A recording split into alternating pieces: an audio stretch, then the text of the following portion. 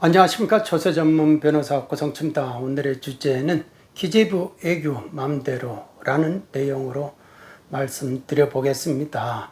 이게 지금 우리나라 세정 현실에서 가장 기막힌 현실이다. 상당히 중요한 내용이다. 저는 그렇게 생각을 합니다. 우리가 1거주주택이 있었고 이 임대주택이 있었을 때 이거 있는 동안에 이거 팔면은 거주주택 비과세가 가능하잖아요. 155조 20항이에요, 그게. 그런데 이게는 임대 중이라는 거를 강조를 했어요. 임대 중. 그런데 이게 말소 규정이 들어오잖아요. 말소 규정이 이제 신설이 되잖아요. 왜? 아파트 이제 임대 혜택 안 주겠다라는 식으로 강제 말소를 시켜버리잖아요. 그러니까 말소 규정을 하면서 자동 말소하고 자진 말소하고 이거를 도입을 해가지고 말소해라. 자진으로도 말소해도 자동으로 말소해도 우리가 더 이상 연장은 안 해주겠다. 대신 의무 임대 요건을 충족한 것으로 우리가 봐주겠다. 이게 봐주겠다 이거예요. 말소. 그러면 이 말소 규정이 이제 들어와가지고 야 그러면은 그동안에는 임대 중이라고 했는데 말소가 돼가지고 내가 그러면 더 임대를 하고 싶어도 못하지 않느냐. 그런데 나는 이게 중요하다. 거주주택 비과세를 받아야 되는데 말소된 경우는 어떻게 할래? 그러니까 그거 우리가 5년 내에만 팔아라. 그러면 우리가 해주겠다 라고 한 거예요. 그러니까 이 말을 믿고 어떻게 됩니까? 그래, 종부세도 나오고 그러니까 이제 임대주택 말소됐고 혜택도 없으니까 이거를 이제 먼저 양도를 하는 거죠. 임대주택을 먼저 양도를 하고 그 다음에 일반주택을 후 양도를 한다 이거예요. 그러고 나서 내가 이거를 어떻게 됩니까? 이거를 비과세를 신청을 하는 거죠. 이거는 과세로 하고. 그런데 이거 거주주택 비과세 안 돼. 이렇게 나오는 거예요. 불과 작년 12월만 해도 안 된다고 나오는 겁니다. 왜? 임대 중해야 되는데 무슨 소리 하고 있냐? 아니, 말소 규정을 해가지고 의무 임대 기간을 요건을 다 충족한 걸로 본다며. 그리고 너희들이 분명히 또 5년 내에 팔면 된다 했지 않느냐. 그러니까 머리 끌적끌적 하다가 그러네. 그럼 155조 20항이 적용은 되는데 그런데 이 경우는 양도를 했기 때문에 양도를 하게 되면 보유가 아니라 양도하게 되면 154조 5항이 또 적용되네.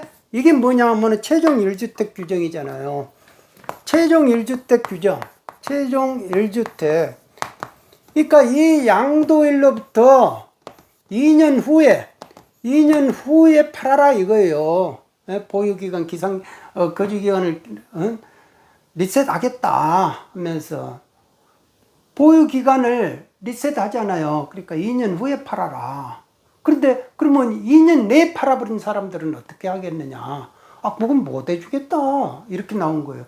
154조 5항에 의해 가지고 분명히 이거는 2년 후에 팔아야 되는데 다주택자니까 못 해주겠다 이렇게 나온 거예요. 그러니까 이제 곡소리 난 거죠. 무슨 소리 하고 있냐. 말소하고 나서 5년 내에 팔면 된다고 했는데 그러니까 아니 154조 5항이 적용되니까 이것도 생각을 했어야지 무슨 소리 하고 있습니까? 뭐 이렇게 나오는 거예요. 그런데 애교가 바뀌어졌어요. 우리가 그러면 임대주택 양도하고 그 다음에 후에 거주주택 주택 양도한 경우 이 경우 그러면 우리가 154조 5항 이거 보유기간 기산 리셋 하는 거 이거 안 하겠다 이거예요. 이제 안 하겠다. 이게 2022년 8월 5일 날 기재부가 이렇게 나왔다 이겁니다.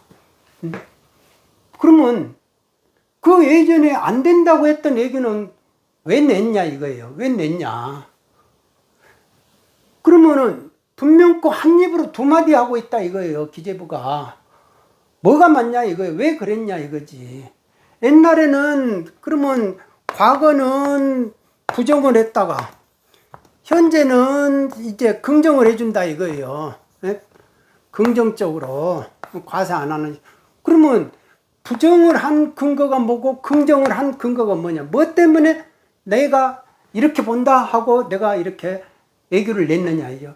애교를 냈다는 거는 근거가 있어야 된다 이거예요. 그게 조세 법률이 법률주의니까 법률주의가 위에 가지 애교가 위로 갈 수가 없다 이거예요. 그러면 이 애교를 낸다는 거는 조세 법률을 근거해서 그거 법률이 이렇게 된다라는 걸 충실하게 해석해 주는 역할 정도다 이거예요. 애교가 법률을 무시하고 지가 끌고 가버리면은 이거는 애교 지 마음대로다. 이렇게 되면 그 애교를 내는 그 사람을 징계해야 될 깜이다 된다. 이거 사건이 된다. 법을 자기 마음대로 떡주무르듯이 한다. 그렇게 해서 이 최종 1주택 규정이 얼마나 많은 어려움을 줬냐 이거예요. 이제 아주 똥 씹은 느낌 나는 게 이게 거주주택 155조 20항하고 154조 5항 최종 1주택 규정이었다라는 겁니다. 이것 때문에 얼마나 많은 사람들이 납세자들이 고생을 했고 또 과세가 됐느냐. 그러면 지금 얘기가 바꿔져 가지고 이런 경우에는 그러면은 보유기간 리셋 안 해가지고 과세 안 한다. 비과세 해줄게. 그러면 예전에는 비과세 안 해준다고 한 사람들은 어떻게 할래? 그거 다 직권 취소해줘야 되는 거 아니야 이거요. 불복기간 지났으니까 이제 불복도 못해. 그러면 고충을 청구하면 다 해줘야 된다 이거요. 그 약속을 해야 된다 이겁니다. 얘기 단순하게 고쳐가지고 끝난 게 아니라. 그리고 내가 예전에 잘못 판단해가지고 이렇게 되는데 미안해 죽겠다. 응? 내가 이제서야 이렇게 실상을 보게 됐다. 밝은 눈으로 보게 됐다. 말을 해야 될 거 아니에요. 도대체 왜 이걸 가지고 그렇게 많은 혼선을 겪고 사람들을 힘들게 만들고 이 납세자들은 세금이 이거 하나 때문에 비과세가 되느냐 안 되느냐 이것 때문에 몇 억이 왔다 갔다 하니까 심장이 벌렁벌렁하고 명줄이 5년씩 10년씩은 짧아져 버렸다 이거예요. 그거에 대해서 손해를 배상해라 국가가. 국가 배상해라 그러면 이런 문제까지 나올 수 있다 이거예요. 지금 납세자가 워낙 그냥 머리는 엄청나게 영리하고 머리가 발달이 됐는데 이 가슴은 그렇게 크지를 못해가지고 다 두고 보자 속으로 사기니까 만만해 보인다 이거 아니야. 이게 상당히 큰 문제다라는 겁니다. 그런데 예전에도 하면 안 됐어요. 법령은 당연히 이것이 비과세 되게끔 돼 있었어요. 돼 있었는데 애교가 잘못 나왔어요. 잘못 나오고 지금에서야 이제 제대로 나온 것 뿐이에요. 그런데 이것도 제대로 다 해주는 것이 아니고 범위가 이 정도 다 해줘야 되는데 요만큼만 해주겠다고 엄청 노력하고 있는 거다 이겁니다. 그러니까 지금 이 애교 낸 사람들을 제가 볼 때는 좀 다가 불러가지고 너 뭐 때문에 어떤 근거로 해서 너 이렇게만 보려고 하냐. 예전에 냈던 근거 너 도대체 어떤 근거 가지고 했냐. 너 지금 이 냈던 거 어떤 거 네 마음대로 했느냐 아니면 근거를 가지고 했느냐. 근거 없이 했다면 너는 분명코 징계 받아야 된다. 많은 사람들이 힘들게 했으니까 이렇게 나와야 된다 라고 저는 생각을 합니다. 자, 예정규정 지금 154조 5항 단서가 최종 1주택 규정이거든요. 최종 1주택 규정을 다시 리셋하는데 예외를 인정을 해요. 예외를 인정하는데 예외가 뭐냐면 155조 155조에 해당되는 것들은 예외에 해당된다 이거예요. 그러니까 최종 1주택 규정이 적용이 안 된다. 155조, 155조의 2, 156조의 2, 156조의 3 이런 식으로 이제 열거를 해놨단 말입니다. 그러면 이 155조가 우리가 24항까지 있잖아요. 여기에 보면 155조가 상속주택이 있고 상속주택 비과세가 있고 155 20평에가 거주주택 비과세가 있고, 여기가 혼인학가에 의한 비과세가 있고, 동거복량 있잖아요. 동거복량에 대한 주택에 대한 비과세가 있다 이겁니다. 그런데 지금 애교가 8월 5일 날 기재부 2022년 8월 5일 날 나온 거는 이 상속주택하고 거주주택은 154조 154조 5항을 적용 안 하는 걸로 하겠다 라고 이렇게 얘기를 냈다 이겁니다. 그러면 이거는 어떻게 놔두냐, 이거는 왜 뺐냐 이거예요. 또 이것도 155조에 해당되고 있다 이겁니다. 이거는 왜 뺐냐 이거예요. 이거는 예? 그리고 작년까지만 해도 이거를 왜 155조가 지금 이렇게 다 이렇게 적용되는 거를 지금 이렇게 할 수 있는 걸 왜 작년에는 안 해? 잘못된 정반대의 얘기를 냈냐 이거예요. 법령은 작년에도 마찬가지고 올해도 마찬가지고 똑같이 있다 이겁니다. 똑같이 155조 5항이 이게 5월 10일 기준으로 해가지고 5월 31일 날 이렇게 해가지고 기준으로 해가지고 이때 양도하는 건 이제 적용 안 해요. 이거 이제 폐지됐어요. 폐지되는데 5월 10일 이전에 팔아버리는 이런 사건들이 벌어진 경우는 어떻게 할 것인가 할 때, 예?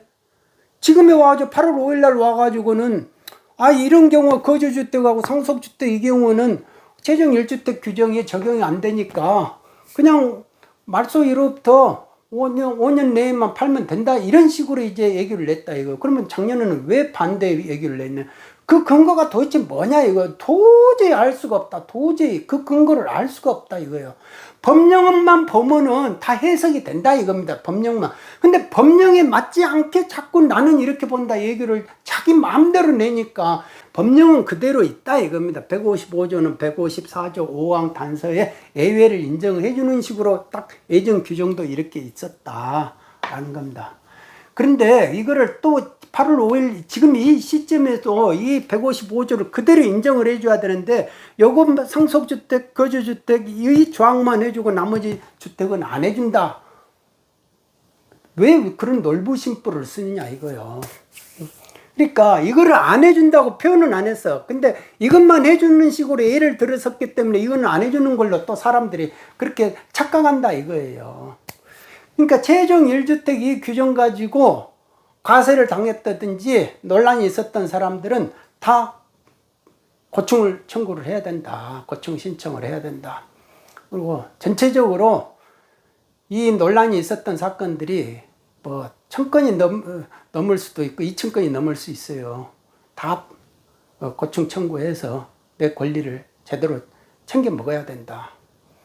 권리에 잠자면 누가 구제해 줍니까? 그리고 이 부분에 대해서 기재부가 이런 식으로 얘기 마음대로 내 마음대로 해가지고 해석을 해가지고 그 납세자를 힘들게 만들고 명주를 짧게 만든 거 그거에 대해서 어떤 식으로든지 배상을 받아야 된다. 저는 그런 생각을 해봅니다. 이런 세정 현실 기재부가 이렇게 나가면은 도대체 기재부 조직이 어떤 조직이고 어떤 근거에 의해 가지고 애교가 이렇게 만들어지고 세법이 개정되고 그게 그 절차를 한번 감사원이 꼭 감사를 해야 된다 이거예요. 감사를 앞으로 이런 일이 없도록 그렇게 해봐야 된다. 그래가지고 백서를 만들어 봐야 된다. 저 같으면 백서를 만들으라고 지시를 하겠다. 내가 만일 사무총장이라면 세법에 이런 애교 마음대로로 인해 가지고 얼마나 많은 납세자들이 심장이 다쳤습니까? 오늘은 여기까지 하겠습니다. 구독자 여러분 모두 건강하시기 바랍니다. 감사합니다.